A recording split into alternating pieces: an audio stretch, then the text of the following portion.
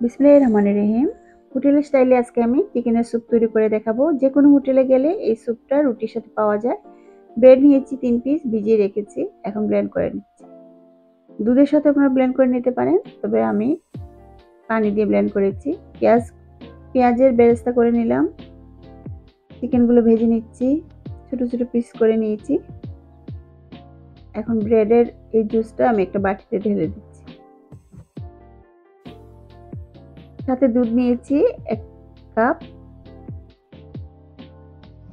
তেলের মধ্যে আমি দারচিনি, এলাচি, তেজপাতা দিলাম, 1/2 কাপ পেঁয়াজ বাটা দিলাম, আদা বাটা 1/2 চামচ, রসুন অল্প দিয়েছি। মশলাগুলোকে ভালোভাবে ভুনে নিতে হবে। লবণ দিলাম স্বাদ অনুযায়ী, জিরা পাউডার দিলাম 1/2 চামচ,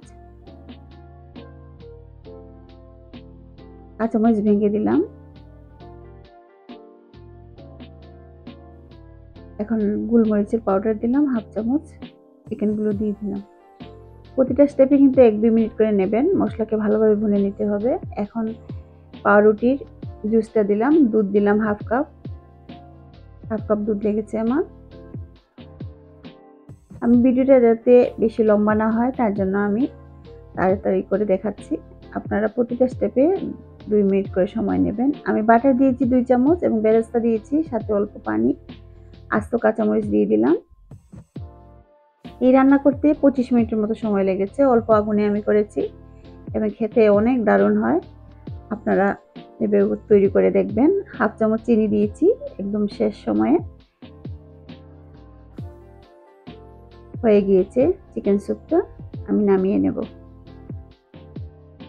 হোটেলে, যে কোনো হোটেলে আপনারা যান, ছোট বড় যে কোনো হোটেলে রুটির সাথে, নানের সাথে এই স্যুপটা ওরা দেবেই এবং খেতেও দারুণ লাগে।